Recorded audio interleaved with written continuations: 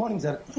So మొత్తం మీద sir TVK పార్టీకి సంబంధించి స్పష్టమైన మెజార్టీ లేకుంటే మొదటగా వామపక్షం అనేది కొంచెం దానికి సంబంధించి వామపక్షాలు మొదట మద్దతు ఇచ్చినా కూడా దాని తర్వాత కాంగ్రెస్ ఎంట్రీతో వామపక్షాలు మద్దతుని ఉపసంహరించుకునే పరిస్థితి. సో ఇప్పుడు స్పష్టమైన మెజార్టీ అంటే మ్యాజిక్ ఫిగర్ లేకపోతే వామపక్షాలు మెజార్టీ ఇవ్వకపోతే మద్దతు ఇవ్వకపోతే టీవీకే పార్టీ ఏం చేసే అవకాశం ఉంది? అదేవిధంగా డిఎంకే ఏఐఏ-డిఎంకే రెండు పార్టీలు కలిపి ప్రభుత్వాన్ని ఏర్పాటు చేస్తాయని కొన్ని రోజులుగా ఊహాగానాలు ఊపందుకుంటున్నాయి. సో ఈ రెండు పార్టీలు నిజంగానే ప్రభుత్వ ఏర్పాటు దిశగా అడుగులు వేయబోతున్నాయా? మీరేం చెప్తారు? Good morning sir. జీటీవీ ప్రేక్షకులకి, ప్యానల్లో ఉన్న పెద్దలకి, మీకు కూడా ఖచ్చితంగా రాజ్యాంగం మన డెమోక్రటిక్ గా ఆలోచిస్తే ఏంటంటే రాజ్యాంగం ఏదైతే చెప్పిందో అది గవర్నర్ తప్పనిసరిగా పాటించాలి. ఇప్పుడు ఆయన నిన్నటి వరకు అఫీషియల్ గా క్లారిటీ ఇవ్వలేదు, కానీ రాత్రి ఒక న్యూస్ ఛానల్ తో మాట్లాడినప్పుడు చాలా క్లారిటీస్ ఇచ్చేశారు ఆయన. గవర్నర్ ఆర్లేకర్ ఏమనంటారు, ఆయన నేను గనక అలా ఆయన పిలిచి ఎవరు మద్దతు ఇస్తారనేది నేను లోక్ భవన్ లో నిరూపించుకోమనలేదు, కేవలం అతను ఎవరైతే మద్దతు ఇస్తారో వాళ్ళ యొక్క లిస్ట్ ఇమ్మంటున్నాను, ఆ లిస్ట్ ఇమ్మంటంలో కూడా విజయ్ వైఫల్యం చెందారనేది ఆయన చెప్తున్నారు. అవును, సో లిస్ట్ ఇస్తే మరంతా నా ఛాంబర్ కి రావాల్సిన అవసరం లేదని కూడా స్పందించారు. అదే అంటే ఆయన అనేది ఏంటంటే లిస్ట్ కనుక ఎవరెవరైతే పార్టీలు 118 మ్యాజిక్ ఫిగర్ కి ఉంటారో దానికి లిస్ట్ ఇస్తే గనక అసెంబ్లీలోనే బలం నిరూపించుకోవచ్చు, దానిలో ఎటువంటి సందేహం లేదు. ఒకవేళ నేను మైనారిటీ ప్రభుత్వాన్ని గనక అంటే లిస్ట్ అంటే 118 మంది లేకుండానే గనక ఇన్వైట్ చేస్తే బేరసారాలకు అవకాశం ఉంటుంది అనేది ఆయన చెప్తున్నారు. మరి అట్లాంటప్పుడు అన్నాడీఎంకే వాళ్ళు వచ్చి 118 కనుక సభ్యులు మద్దతు ఉన్నట్లు లేఖ ఇస్తే మీకు సరిపోతుందా అంటే అది నెక్స్ట్ విజయ్ రాకపోతే నెక్స్ట్ కూడా దాని గురించి ఆలోచిస్తారనేది చెప్తా ఉన్నారు. మనకి యాక్చువల్ గా ఆలోచిస్తే అండి, కేంద్ర రాష్ట్ర సంబంధాల విషయాల్లో 3 కమిషన్లు ఏర్పడ్డాయి. ఒకటి సర్కారియా ఫస్ట్ రాజమన్నార్ కమిషన్ అనేది 1969 లో డిఎంకే ప్రభుత్వం, అప్పుడున్న తమిళనాడులో ఉన్న డిఎంకే ప్రభుత్వం ఏర్పాటు చేసింది. ఇప్పుడు నిజానికి తమిళనాడులోనే అదే పరిస్థితి వచ్చింది. అప్పుడు కేంద్ర రాష్ట్ర సంబంధాలు ఎలా ఉండాలి, గవర్నర్ల పాత్ర ఏంటి, ఐఏఎస్ల పాత్ర ఏంటి, వాళ్ళు పెత్తనం చలాయించడం ఏంటి అనే దాని మీద కూడా ఒక నివేదిక సమర్పించిన పరిస్థితి 3 సంవత్సరాలు అయిన తర్వాత. ఆ తర్వాత మనకి 1983 జూన్ లో సర్కారియా కమిషన్ అనేది కేంద్ర రాష్ట్ర ప్రభుత్వాల మీద అప్పుడు ఇందిరాగాంధీ ప్రభుత్వం అప్పుడు ఏర్పాటు చేసిన పరిస్థితి. అది 5 సంవత్సరాలు అయిన తర్వాత 1988 జనవరిలో దాని రిపోర్ట్ సబ్మిట్ చేసింది. అదేవిధంగా 2007లో మదన్ మోహన్ పంచ్ అనే భారత మాజీ సుప్రీంకోర్టు న్యాయమూర్తి ఆధ్వర్యంలో కేంద్ర సుప్రీంకోర్టేనండి సబ్జెక్ట్ చూసుకోండి, సుప్రీంకోర్టు అయితే ఆయన మదన్ మోహన్ పంచ్ ఆధ్వర్యంలో కూడా ఇంకో కమిషన్ ఏర్పడింది. ఈ 3 కమిషన్లో ఏంటంటే ఒకటేమో తమిళనాడు స్టేట్ గవర్నమెంట్ నియమించింది, రెండేమో భారత ప్రభుత్వాలు నియమించిన పరిస్థితి.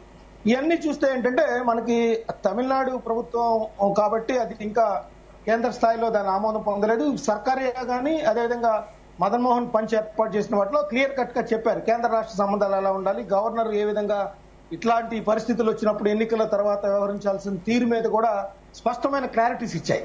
అయితే దీని మీద ఈ Sarkaria commission and Madan Mohan punch commission ఇచ్చిన రిపోర్ట్స్ లో కూడా ఈ ఇట్లాంటి సందేహాలు, ధర్మ సందేహాలు వచ్చినప్పుడు సుప్రీంకోర్టు కూడా 2 సందర్భాల్లో 2018లో కర్ణాటకలో ఒక ధర్మ సందేహం వచ్చింది. ఏంటి, ఈ విధంగా యడ్యూరప్పకి సింగిల్ లార్జెస్ట్ పార్టీ అయితే ఆయన పిలిచిన పరిస్థితి ఉంటే సుప్రీంకోర్టుకు వెళ్ళారు. అవతల వెళ్ళినప్పుడు ఏంటంటే 30 రోజులన్నా గడువు ఉండాలనేది సర్కారియా కమిషన్ చెప్తే, అదేవిధంగా పంచ్ కమిషన్ వచ్చేసి కొద్ది రోజులు అనేది చెప్పింది, క్లారిటీ ఇవ్వకుండా. అయితే సుప్రీంకోర్టు ఈ 2 సందర్భాల్లో అంటే మహారాష్ట్రలోనేమో 2019లో ఫడ్నవీస్ ప్రభుత్వానికి సంబంధించి, అదేవిధంగా యడ్యూరప్ప 2018లో కర్ణాటకలో సంబంధించి ఈ సందర్భాల్లో ఇచ్చినప్పుడు సుప్రీంకోర్టు కేవలం ఆయా గవర్నర్లు ఇచ్చిన గడువు ఏదైతే ఉందో ఆ గడువులు రద్దు చేసి ఇమీడియట్ గా అసెంబ్లీలో బలాన్ని నిరూపించుకోవాలని కోరటం జరిగింది. ఈ 2 సందర్భాల్లో కూడా అటు యడ్యూరప్ప కానీ ఇటు ఫడ్నవీస్ కానీ వాళ్ళు నిరూపించుకోలేకపోయారు, ఆయా ప్రభుత్వాలు కూలిపోయాయి. ఆ తర్వాత అక్కడ ఇక్కడ అంటే మ్యాజిక్ ఫిగర్ లేకపోయినా కూడా మస్తాన్ గారు, మ్యాజిక్ ఫిగర్ లేకపోయినా కూడా ఇంతకు ముందుకు ఏవైనా ప్రభుత్వాన్ని ఏర్పాటు చేసిన పార్టీలు ఉన్నాయా? ఉన్నాయండి. ఇప్పుడు నేను చెప్పిన 2 సందర్భాల్లో యడ్యూరప్పకి 104 స్థానాలు మాత్రమే వచ్చాయి, మ్యాజిక్ ఫిగర్ లేదు. అయినా కూడా గవర్నర్ గారు పిలిచారు. అదేవిధంగా ఫడ్నవీస్ ను కూడా మహారాష్ట్రలో పిలిచిన పరిస్థితి ఉంది. అక్కడే కాదు, మనం చూసినట్లయితే కేంద్ర స్థాయిలో 1998లో అప్పుడున్న కేఆర్ నారాయణ గారు ఈ లేఖలు కూడా తీసుకున్నారు. కొంతమంది పార్టీలు ఏవైతే మద్దతు ఇస్తున్నాయో ఆ పార్టీల దగ్గర లేఖలు తీసుకొని వాజ్పేయి ప్రభుత్వాన్ని పిలిచిన పరిస్థితి కూడా ఉంది. అంటే లేఖలు తీసుకునే సాంప్రదాయం కూడా లోక్సభలో. ఇప్పుడు ఎందుకు టీవీకే పార్టీకి గవర్నర్ మద్దతు ఇవ్వట్లేదంటే ఏం చెప్తారు మస్తారావు గారు? Sorry, repeat the question. ఇప్పుడు ఎందుకు టీవీకే పార్టీకి గవర్నర్ మద్దతు ఇవ్వట్లేదు ఏం చెప్తారు?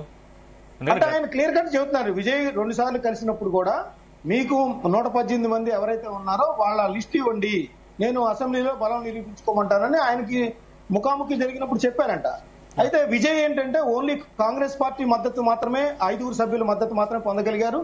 ఇంకా సిపిఐ సిపిఎం అని చెప్పినప్పటికీ కూడా సిపిఐ వాళ్ళు ఇవాళ కేంద్ర స్థాయిలో మా చర్చలు జరుపుకోవాలి మా పార్టీ నాయకత్వంతో అని చెప్తా ఉన్నారు.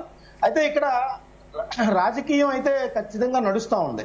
దీనిలో ఏంటంటే బద్ధశత్రువులుగా ఉన్న ఏఐడిఎంకే అదేవిధంగా డిఎంకే కూడా ఈరోజు అధికారం కోసం ఒకటయ్యే పరిస్థితులు కూడా కనిపిస్తున్నది చూడాలి. స్టాలిన్ కూడా చాలా రాజకీయ ఎత్తుగడలో భాగంగా విజయ్ గనక ప్రభుత్వం ఏర్పాటు చేస్తే 6 నెలల వరకు మేమేమి దాన్ని పడగొట్టే కానీ లేదంటే ఎటువంటి ఆరోపణలు కానీ చేయమనేది కూడా చెప్తా ఉన్నారు ఆయన. అంటే అక్కడ కీలకంగా మనం ఇన్వర్టెడ్ కామర్స్ లో చెప్పుకోవాల్సింది ఏంటంటే విజయ్ గనక ప్రభుత్వం ఏర్పాటు చేస్తే అంటే అక్కడ ఒక ప్రశ్నార్థకం ఉంది. అంటే ఏదో రాజకీయం నడుస్తుంది, ఏఐడిఎంకే డిఎంకేల మధ్య కూడా నడుస్తున్న పరిస్థితి కూడా ఇక్కడ చూడాలి. అయితే ఇక్కడ ఏతావత మనం చెప్పేది ఏంటంటే ఖచ్చితంగా భారతీయ జనతా పార్టీ కూడా ఈ విషయంలో కీలకమైన పాత్ర పోషిస్తుంది. కేవలం 1 స్థానం ఉన్నా కూడా దానికి లభించింది 1 స్థానం అయినప్పటికీ కూడా ఏఐడిఎంకే అంటే విజయ్ ఎప్పుడైతే కాంగ్రెస్ పార్టీ వైపు మొగ్గు చూపారో కాంగ్రెస్ పార్టీ ఇక్కడ అధికారంలో భాగస్వామ్యం అవుతుందని ఆయన గ్రహించారో, బీజేపీ కేంద్ర నాయకత్వం గ్రహించిందో అక్కడ రాజకీయంగా చెక్ పెట్టడం ప్రారంభించింది అనేది కూడా ఇక్కడ మనం గమనించాల్సిన అంశం. అందుకని ఇక్కడ కాంగ్రెస్ పార్టీ కూడా ఈ రోజు తమిళనాడు వ్యాప్తంగా నిరసనలకు కూడా పిలిచిన పరిస్థితి కూడా ఉంది ఈ రోజు. అదేవిధంగా ఇంకోటి చూడొచ్చు, డెమోక్రటిక్ లో అటు కపిల్ సిబాల్ లాంటి వాళ్ళు రాజ్యాంగ నిపుణులు లేదా సుప్రీంకోర్టు న్యాయవాదిగా ఉన్నారు ఆయన కానీ, అదేవిధంగా కమల్ హాసన్ కానీ లేకపోతే స్టాలిన్ కానీ, ఈవెన్ స్టాలిన్ కూడా చెప్పారు విజయ్ని పిలవాల్సిందే, నిరూపించుకోవాల్సిందే, దీనిలో జాప్యం చేయకూడదు అనేది కూడా ఆయన చెప్పారు. అటు కాంగ్రెస్ సిపిఐ సిపిఎం కూడా చెప్తా ఉన్నారు. కానీ గవర్నర్ ఆర్లేకర్ మాత్రం ఆయన ఒకటే స్టాండ్ చెప్తా ఉన్నారు, 118కి సంబంధించిన లిస్ట్ ఏదైతే ఇస్తే ఆ రోజే నేను ఆయనకి ఇవ్వటం జరుగుతుంది అనేది. ఇక్కడ మరోవైపు కూడా మనం ఆలోచించాలి. విజయ్ ఏమంటారు, ఇది మమ్మల్ని అవమానిస్తున్నారు, అసలు యాక్చువల్ గా గవర్నరే మమ్మల్ని సింగిల్ లార్జెస్ట్ పార్టీగా మమ్మల్ని పిలవాలి, ఫస్ట్ మనం పిలవలేదు కానీ మేమే వెళ్ళాం వాలంటీర్గా, అయినా కూడా ఆయన అడ్డంకులు పెడతా ఉన్నారు, ఆయన వెనకాల ఎవరో పనిచేస్తున్నట్టుగా అనేది ఇండైరెక్ట్ గా టీవీకి కూడా ఆరోపిస్తా ఉంది. ఇక్కడ ఇక్కడ కాంగ్రెస్ 5 సీట్లు మాత్రమే కాంగ్రెస్ 5 సీట్లు మాత్రమే టీవీకి ఉన్నాయి, అంటే వామపక్షాలు మద్దతు ఇవ్వట్లేదు. సరే ఏం జరగబోతుంది అంటారు సార్? ఇప్పుడు ఎట్లా నిరూపించుకోవాల్సిన అవసరం ఉంది? అంటే ఇప్పుడు ప్రస్తుత పరిస్థితుల్లో ఏంటంటే టీవీకే కనుక రాకపోతే నెక్స్ట్ ఎవరైనా వచ్చి కూటమిగా ఏర్పడతారని కనుక వాళ్ళు ఏఐడిఎంకే కనుక ఇస్తే అట్లా వార్తలు వస్తా ఉన్నాయి మనకి.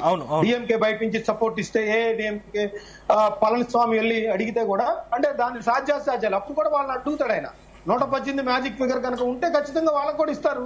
రాజ్యాంగం అందుకు అవకాశం కల్పించింది. ఒకవేళ అది కూడా చేయలేకపోయారనుకోండి ఖచ్చితంగా ఆయన రాష్ట్రపతి పాలన వైపు వెళ్లే అవకాశాలు కూడా మనకి రాజ్యాంగం కల్పించింది.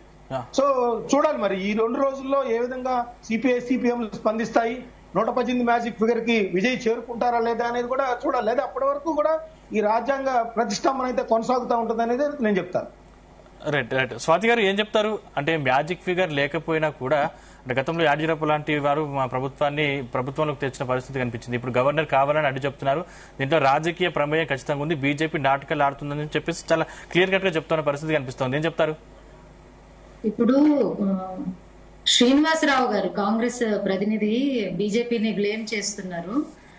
ఇప్పుడు బీజేపీకి ఇక్కడ ఏం సంబంధం ఉంటుంది చెప్పండి? ఇప్పుడు ఒకటి మనం అర్థం చేసుకోవాలి, 2014 ఎలక్షన్ తీసుకుందాం, ఢిల్లీ అసెంబ్లీ ఎలక్షన్స్.